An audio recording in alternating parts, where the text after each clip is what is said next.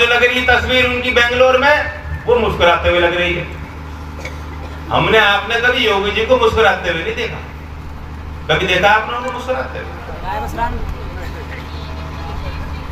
जब वो मुस्कुराते हैं, जब वो बछड़ों के साथ खड़े होते हैं, तब मुस्कुराते।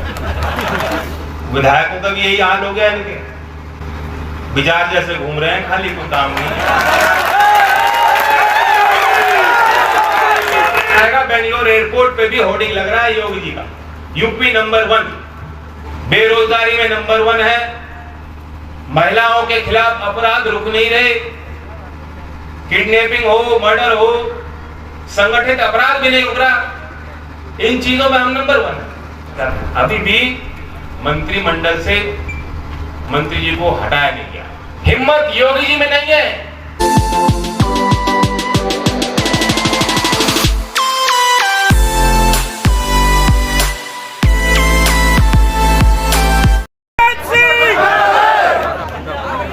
राम राम जी, आज इस कार्यक्रम में जब किसान के लिए बहुत काम है खेतों में, आप अपना काम छोड़कर यहाँ आए, ये मेरे लिए बहुत बड़ा आशीर्वाद है।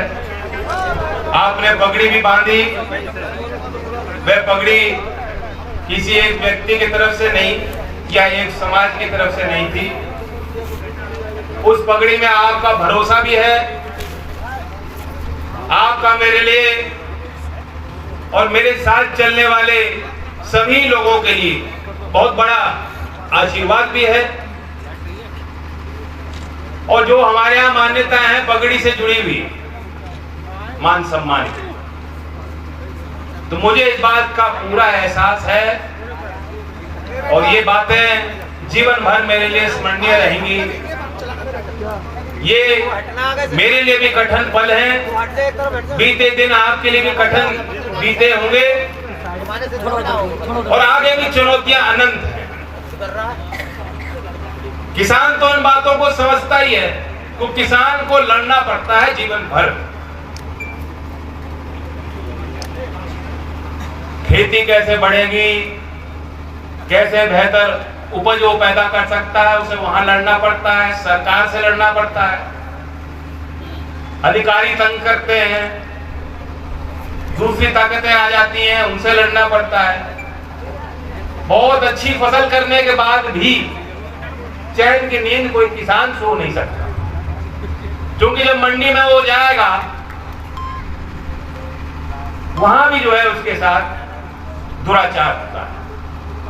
कभी कभी प्रकृति की मार पड़ जाती है, जैसा अभी कुछ दिन पहले जो बारिश हुई।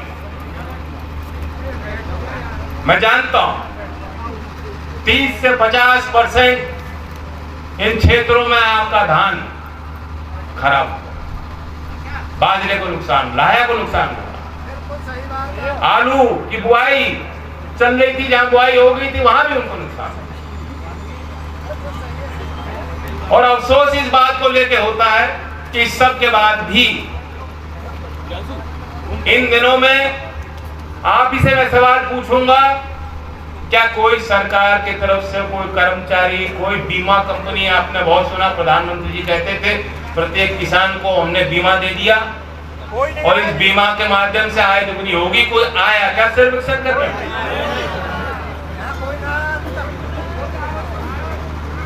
कौन जिम्मेदार है? बुंदेलखंड के बेहद गरीब परिवार के साथ जो बीती है, ललितपुर जिले के जो 3 दिन में खाद के लिए खड़े रहे, तबीयत बिगड़ गई, देहांत हो गया, कौन पूछने वाला?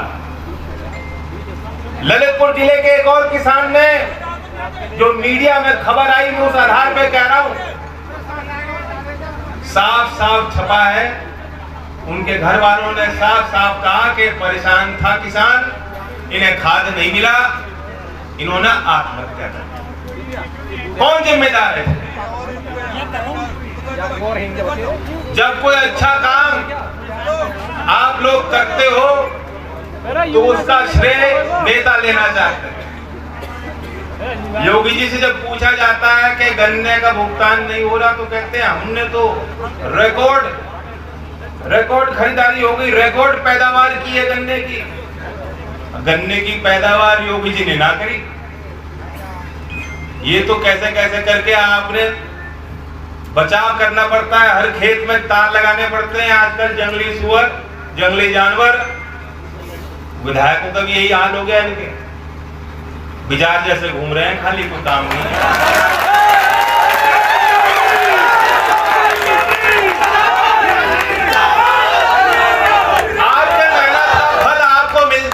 उसका श्रेय ये लोग लेते हैं, लेकिन जब किसान आत्महत्या करता है तो कोई आगे आके नहीं कहता कि हाँ हमारी जिम्मेदारी है। और इतना बड़ा फर्क देखो, पुराने लोग जो बैठे हैं यहाँ टोपी और पगड़ी पहनने वाले, मैं उनको याद दिलाना चाहता हूँ। आपको चौधरी चरण सिंह जी ने जो भाषण दिया था लाल किले, अभी भी याद हो, मिठाई बांटी होंगी आपने, खूब खुशी मनाई होगी। क्यों?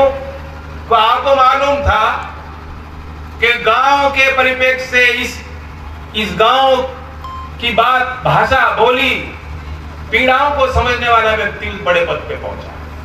और लाल किले से चौधरी साहब ने कहा कि मेरी सरकार है और मैं चिंतित हूं कि जो देश के आदिवासी लोग हैं, जो दलित वर्ग है, हम उनके उत्थान के लिए हमें काम करना।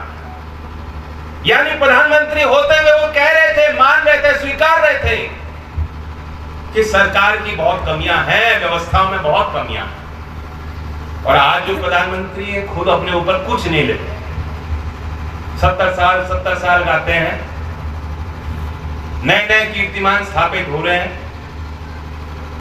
काम कुछ नहीं हो रहा, जब दावे होते हैं। अगर आप यहाँ जेवर से निकल के जाएंगे बेंगलोर तक, कोई नौजवान जाएगा, बेंगलोर एयरपोर्ट पे भी होर्डिंग लग रहा है योगी जी का, यूपी नंबर 1, यूपी नंबर 1 है। वहां के वकील है शिशिर रुद्रप्पा, उन्होंने ट्वीट किया कि कर्नाटक से यूपी के चुनाव की आगाज हो रही है क्या। यूपी के अधिकारियों ने उनको घेरना शुरू कर दिया सोशल मीडिया पर कि तुम्हारी गिरफ्तारी होगी और तुमने फर्जी जो है तस्वीर डाल दी। फिर उस लड़के ने, नौजवान ने वीडियो खींच के डाल दी। अब आप सोचिए ये किस पैसे से ये सब हो रहा है, कहां से ये सब हो रहा है? ये आप ही का तो पैसा सरकारी खजाने से है। बीजेपी पार्टी अपने खजाने से खर्च करके होर्डिंग लगा देती, हमें आपत्ति नहीं होती, लेकिन ये तो सरकारी पैसे से ये सब चीजें खरीदी जा रही है, दिखावा हो रहा है, प्रचार हो रहा है। और बाबा कहते हैं यूपी हो गया नंबर 1, बेरोजगारी में नंबर 1 है, महिलाओं के खिलाफ अपराध रुक नहीं रहे, किडनैपिंग हो, मर्डर हो, संगठित अपराध भी नहीं रुक रहा, इन चीजों में हम नंबर 1 है। किसान के साथ आपने क्या किया? लखीमपुर में वो जो अन्नदाता बैठे थे उनके साथ क्या किया? अभी भी अपनी गलती स्वीकार नहीं करना चाहते, अभी भी मंत्रिमंडल से मंत्री जी को हटाया नहीं गया। याद करो चौधरी चरण सिंह जी चुनावी प्रचार में अगर उनको पता लग जाता कि ये मेरे पार्टी का आदमी, मेरे पार्टी का उम्मीदवार है, लेकिन कुछ गलती हो गई, तो गलती स्वीकार कर ले।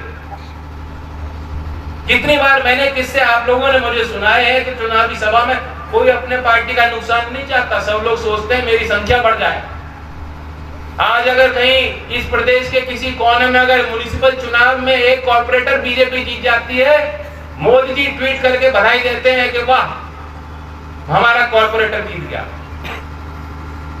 लेकिन लखनऊ भी जाते हैं, लखीमपुर में जो किसान मारा गया उस पर टिप्पणी नहीं।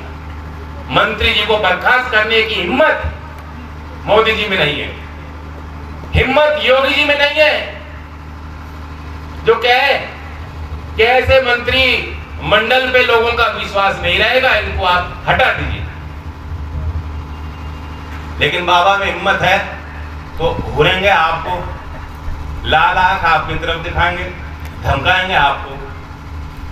वहां जो लग रही तस्वीर उनकी बेंगलोर में, वो मुस्कुराते हुए लग रही है। हमने आपने कभी योगी जी को मुस्कुराते हुए नहीं देखा, कभी देखा आपने उनको मुस्कुराते हुए? जब वो मुस्कुराते हैं, जब वो बछड़ों के साथ खड़े होते थे, तब मुस्कुराते।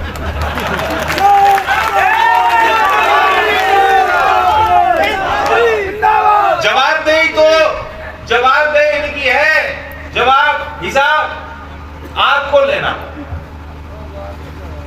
अगर मैं आज आपके बीच आशीर्वाद लेने आया हूं, इसलिए आशीर्वाद लेने नहीं आया कि मेरी तरक्की हो जाए या मुझे कुछ आपसे चाहिए व्यक्तिगत अपने लिए।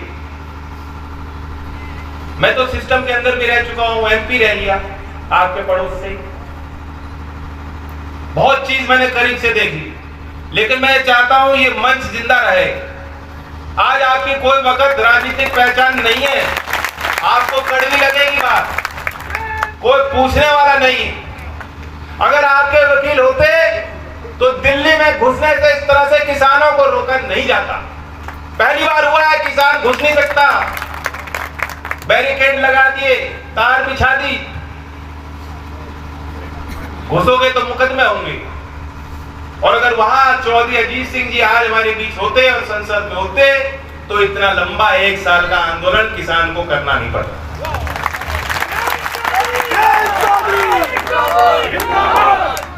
मजाल है, ऐसी सरकार पर लानत है, ऐसे जनप्रतिनिधि। अब फिर चुनाव आएगा, फिर अपने बनेंगे, एक भी दिन आपकी मदद के लिए हाथ बटाया नहीं। मैं यहाँ के स्थानीय मुद्दों पे कहना चाहूंगा, यहाँ बहुत बड़ा वादा आपके साथ किया गया है, बहुत बड़ा वादा आपके साथ किया गया था कि यहाँ विकास होगा, एयरपोर्ट बनेगा। सही बात है, एयरपोर्ट बनने से तरक्की होती, नौकरी भी मिलेंगी, आवागमन बढ़ेगा, व्यापार बढ़ेगा। लेकिन जमीन के जो मालिक हैं उनके साथ भी न्याय होना चाहिए। न्याय, इतना बड़ा आंदोलन चला, कप्पल में, मथुरा में, भट्टा पारसोल में, आप लोगों ने ही तो कुर्बानियां दी, वरना ये कानून बदल जाता। और कानून में आपने बना लिया, जीत हासिल की, जीत दर्ज की, देश भर के लोगों को एहसास हुआ कि क्षेत्र का किसान वाकई अपने हक और हुकूक के लिए सचेत है, जागरूक। कानून में लिखा है गांव की अगर खेती की जमीन सरकार अक्वायर करेगी 4 गुना दिया जाएगा। लेकिन ये जो एयरपोर्ट के परियोजना में मुझे जानकारी है, यहाँ अगर गांव के लोग होंगे बता देंगे आपको, 1 बार नहीं 2 बार उनको छला गया। पहले तो गांव के इंटीरियर के गांव हैं, वहां कोई सरकारी ऐसा कोई अर्बन कोई सुविधा शहरों की नहीं है। लेकिन जब जमीन अक्वायर करनी थी तो दिखा दिया गया कि ये तो अर्बन जमीन है, अर्बन लिमिट में है, शहरी जमीन है। क्यों 4 गुना की जगह 2 गुना देंगे। और उसमें फिर क्या किया, खेत को तो बता दिया कुछ और आबादी को दिखा दिया कि ये तो गांव की आबादी। वरना विस्थापन में अगर अर्बन उसको दिखाते तो जगह में जो प्लॉट मिलते वो ज्यादा देना पड़ता। देखो कितनी कंजूसी है आपके लिए, पैसा बचाया खूब, लेकिन इसमें कोई बढ़ाई नहीं होगी। योगी जी पैसा बचा के खर्चा कर रहे हैं, अपनी होर्डिंग लगवा रहे हैं। वो पैसा बचा के अगर किसी और क्षेत्र के किसानों को लाभ मिल जाता तो शायद यहाँ का भी कोई किसान किसी को गुरेज नहीं होता। अगर आपने जमीन ना दी होती तो ये कहाँ नोएडा, ग्रेटर नोएडा कहाँ बसता। किसान जमीन देते हैं विकास के लिए उन्हें, लेकिन बड़ी बड़ी तस्वीर दिखाई जाती है, सपने दिखाए जाते हैं, वास्तव में होता नहीं। देश की राजधानी, अगर किसी भाई को शक हो, देश की राजधानी दिल्ली में जो दिल्ली देहात के जो पुराने गांव हैं, कभी वहां जाके देख लेना, गांवों में उस तरह का विकास नहीं हुआ। सीमित क्षेत्र उनका बना दिया, आबादी का तंग इलाके में रह रहे हैं। और जो भूस्वामी है, इतनी बड़ी तरक्की हो गई, इतना बड़ा शहर बन गया, विकास हो गया, लेकिन जो भूस्वामी, जो ओरिजिनल भूस्वामी थे, उनकी क्या स्थिति। इसलिए जरूरी है कि जो भूस्वामी है उनका भविष्य सिक्योर होना चाहिए, सुरक्षित रहना चाहिए, उनके साथ अन्याय नहीं होना चाहिए। और मैं प्रभावित उन सभी परिवारों को विश्वास दिलाता हूं, हमारी सरकार बनेगी तो जिन्होंने जमीन दी है पूर्णतः उनके साथ कानून के तहत न्याय।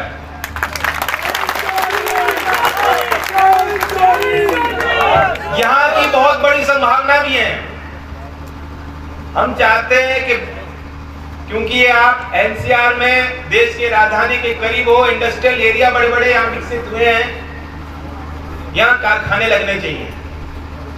जमीन तो बढ़ने वाली नहीं, खेती की आपकी घटेगी, बटेगी, आने वाली पीढ़ियों में बटेगी। और ये जो बच्चे हैं, नौजवान हैं, इन्हें भी मालूम खेती कोई फायदा का सौदा नहीं, ये भी खेती उस तरह से नहीं करना चाहते। तो हमें रोजगार के दूसरे साधन तैयार गांव और देहात में करने होंगे। चौधरी अजीत सिंह जी ने रास्ता दिखाया था।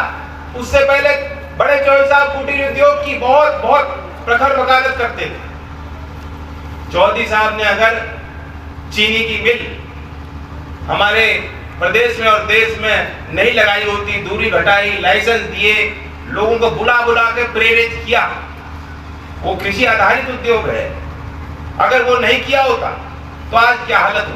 चौधरी अजीत सिंह, चौधरी अजीत सिंह, चौधरी अजीत सिंह। मैं मानता हूं उसी तर्ज पर जो फूड प्रोसेसिंग इंडस्ट्री है, खाद्य प्रसंस्करण उद्योग, उसे बढ़ावा देने की जरूरत है। और हम अपने मैनिफेस्टो में इस चीज को रख रहे हैं, हमने पूरा विजन तैयार किया है। 5 साल में उस क्षेत्र में 25,000 करोड़ का निवेश लाकर चावल से, मक्के से, आलू से बहुत चीजें बन सकती। 25,000 करोड़ का अगर निवेश होगा, हिसाब लगाइए कितनी फैक्ट्री लगेंगी और कितने लोगों को नौकरी मिलेगी। वही तरीका है। यहां मैं भी खड़े होकर दावा कर दूं आपको कि किसान को दाम कैसे मिलेगा अगर मैं भी कह दूं कि सरकार सबकी फसल खरीद लेगी, नहीं करने वाली। ये ठीक है कि एमएसपी मिलना चाहिए, धान 1100 में बिक रहा है किसान का भी, सरकारी रेट कुछ और होते हैं, वास्तविकता कुछ और होती है। लेकिन मैं भी ये दावा नहीं कर रहा कि प्रत्येक किसान की सारी फसल सरकार खरीदेगी, ये आप भी जानते हो।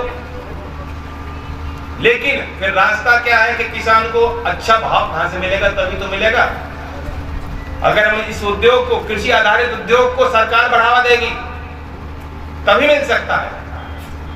हमारे पश्चिमी उत्तर प्रदेश में बहुत इंजीनियरिंग कॉलेजेस हैं, पढ़े लिखे बच्चे हैं, नौकरी नहीं मिल रही। एक नई संभावना है जो डेटा सेंटर उद्योग है। आपने देखा होगा, ये बच्चे इन बात को समझेंगे, फेसबुक चलाते हैं, ट्विटर चलाते हैं, जो आपका डेटा है वो सर्वर्स पे रखा जाता है, वहां पे उसको स्टोर किया जाता है। अब कानून बन गया है कि कोई भी विदेशी कंपनी भी हो, आपका डेटा वो अंतरराष्ट्रीय पे ना रखकर देश में सर्वर स्थापित करके वहां उसका स्टोरेज करेगी। 2026 तक अनुमान है कि $8 बिलियन का डेटा सेंटर इंडस्ट्री में इन्वेस्टमेंट होने वाला है। अभी सारा का सारा पैसा जा रहा है मुंबई में, यानी सारा उद्योग मुंबई शहर के इर्द गिर्द बन रहा है, यूपी कहीं नहीं है होगी, क्योंकि यहाँ सड़कें भी अच्छी हैं कुछ क्षेत्र में। और आने वाले वर्षों में जैसे ultra mega power plant online हो जाएंगे तो यूपी बिजली के मामले में मांग से ज्यादा उत्पादन करेगा प्रदेश, क्योंकि उस उद्योग को बिजली चाहिए, सड़क चाहिए, इंजीनियर चाहिए, आईटी प्रोफेशनल चाहिए। तो जो क्षेत्र को समझते हो, सब कुछ तो है यूपी के पास, बस बाबा जी को समझ नहीं आती बात, कोई प्रयास नहीं कर रहे। तो हमने विजन में ऐसी चीजें रखी हैं, कैसे नौकरियां मिलेंगी। सरकारी नौकरियों के क्षेत्र में मैं कहना चाहता हूं, बहुत लंबित भर्तियां हैं, पुलिस में, स्वास्थ्य में, शिक्षा विभाग में, कोई नहीं देखने वाला, कोई नहीं पूछने वाला। कई तो पुलिस में भर्ती ऐसी हुई जो उनकी ज्वाइनिंग ही नहीं हो रही, घर वालों ने मिठाई भी खिला दी, सबको बता दिया मोहल्ले में, गांव में कि नौकरी लग गई, नौकरी लग नहीं रही। न्याय होना चाहिए।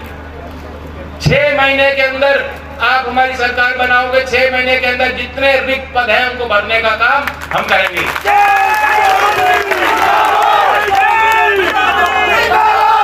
मैं कानून व्यवस्था के संबंध में बात कहना चाहता हूं। चौधरी चरण सिंह जी ने देश में पहला पुलिस आयोग का गठन उन्होंने किया और लिखा है, उस समय के बड़े बड़े अधिकारियों ने आप किताबें लिखी हैं, पूरा वर्णन किया है कैसे चौधरी चरण सिंह जी की वो सोच थी। आज हम लोग कहते हैं, सरकार को भेजते हैं, जब कोई बड़ा अपराध हो जाता है, हाथरस की घटना थी आगरा में, हिरासत में अरुण वाल्मीकि को मार दिया गया नौजवान को, हर जिले में हो रहा है, रोज हो रहा है, रोज इस तरह के अपराध हो रहे हैं।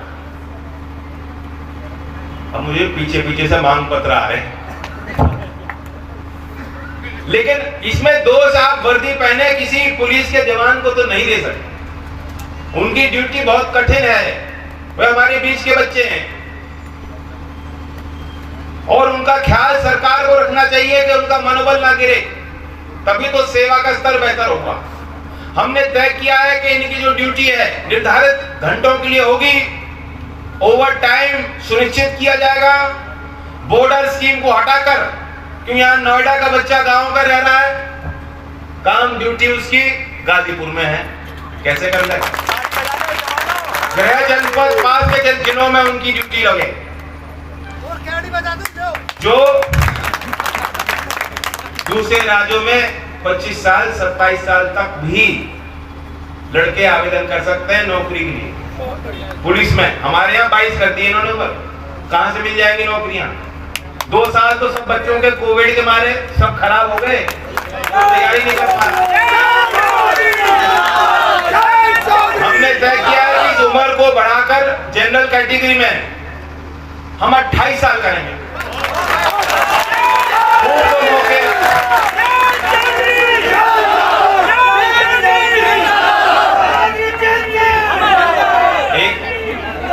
एक बड़ी बात है, वो है क्योंकि मैं देख रहा हूं नौजवान तो जोश में आ गए और बुजुर्ग बैठे हैं, वो सोच रहे हैं क्या हुआ। पेंशन को लेकर तंग रहते हो आप, यही परेशानी है।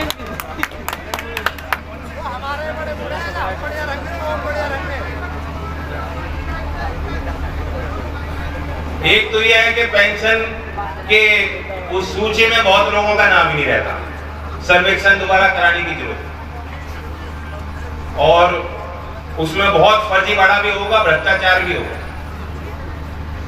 लेकिन मैं ये मानता हूं कि जो समाज अगर जो बुजुर्ग का हम लोग ख्याल नहीं रखेंगे तो मतलब हमारे अंदर की मानवता खत्म होगी। ये जिम्मेदारी सरकार की, समाज की है।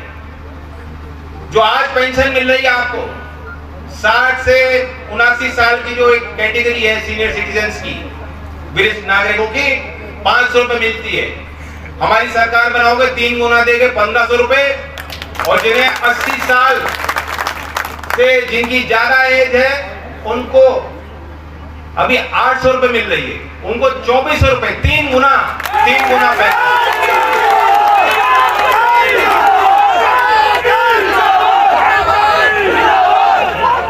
संसाधन है 5 लाख से ज्यादा, 5 लाख करोड़ का बजट है यूपी का। कोई नहीं कह सकता संसाधन नहीं, संसाधन है। कहां लकीर लगानी है, कहां रोक लगानी है, कहां खजाना खोलना है, वो मैं जानता हूं, हम लोग जानते हैं। अगली सरकार में खजाने की चाबी हमारे किसान और नौजवानों के हाथ में होगी और किसी गैर के हाथ में नहीं होगी।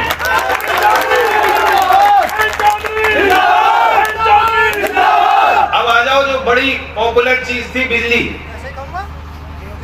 के बिल, त्राही मची हुई। किसी भी साधारण परिवार का जिस घर में नौकरी ना लग रही हो, उनका बोध नहीं है कि बिजली का बिल दे दें। वो उसमें टाल चल रही, जितने दिन टाल चल जाए, और एहसास नहीं होता किसान को।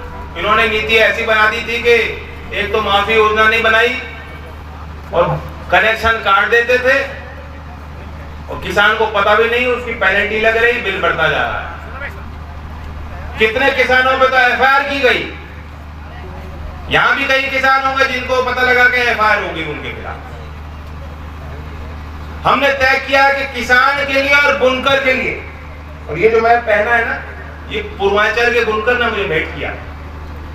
और उन्होंने बताया कि हमारी क्या क्या समस्या है। किसान और बुनकर के लिए पुराना बिजली का जो बकाया माफ, आगे की दर हाफ, ये नारा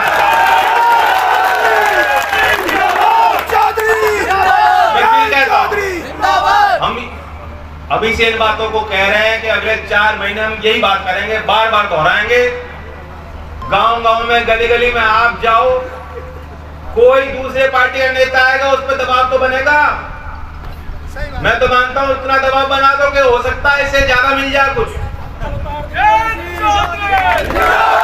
प्रधानमंत्री सम्मान योजना 6,000 रुपए देते हैं और फिर मोदी जी दर्शाते हैं कि इतना बड़ा काम कर दिया। डीजल पेट्रोल का भाव शतक पार हो गया।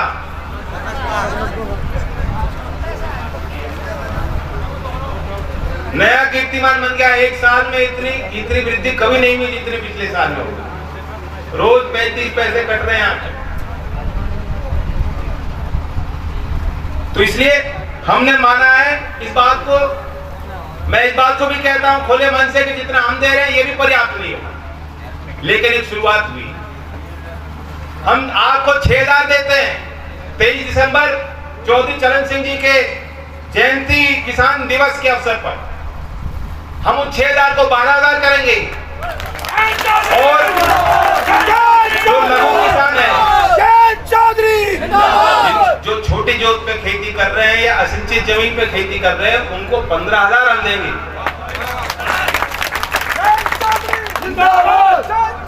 किसान के साथ कोई कंजूसी नहीं होनी चाहिए। और मैं ये मानता हूं कि जैसे जैसे आप प्रचार करोगे ना, ये कि जयंत कह गया कि 6 का 12 करेंगे, मुझे लगता है कि शायद इसी 23 दिसंबर में मोदी जी ना कह दें।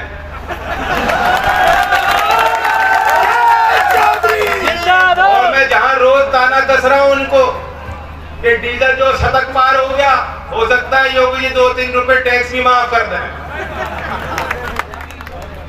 आपका दबाव रहना चाहिए बस। चौधरी अजीत सिंह जी के समय आपकी मुट्ठी बंद रहती थी। इतना लंबा आंदोलन कभी नहीं उन्होंने करने दिया। उन्हें मालूम था हमारी ताकत क्या है।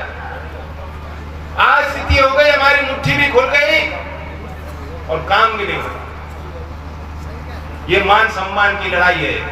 अगर किसी में किसान का खून है, हम लोग ये बर्दाश्त नहीं कर सकते कि आंदोलन में बैठे किसान, कुर्बानी देने वाले किसान को कोई आतंकवादी कहेगा। कौन लोग हैं ये? ऐसे लोगों को चिन्हित करो, ऐसे राजनीतिक पार्टियों को चिन्हित कीजिए आप। उनमें कोई अपना नहीं, सब पराये हैं। अपना वो होता है जो खून की ललकार पुकार को समझता हो। क्या स्वार्थ है उनका? अरे गद्दी कब तक रहेगी? बाबा जी रोज औरंगजेब पे झाड़ते रहते हैं, उनको लड़ना है औरंगजेब से। लेकिन वो इतिहास के इतने शौकीन है तो उनका राज भी अब इतिहास होने वाला। अब समय नहीं बचा।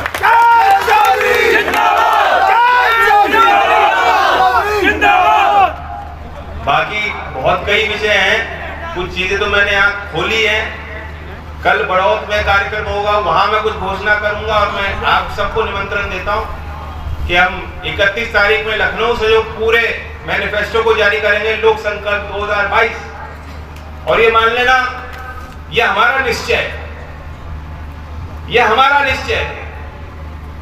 जीवन भर चौधरी साहब ने आपको कभी झूठ नहीं बोला। चौधरी अजीत सिंह जी बहुत कम बोलते थे, उन्होंने इतने काम कर दिए, कभी उनका गुणगान नहीं, खुद नहीं किया, ढिंडोरा नहीं पीटा। और इसलिए मान लीजिएगा कि जो बात हम कह रहे हैं, हमने कुछ सोच समझ के उन बातों को आपके आगे रखा है।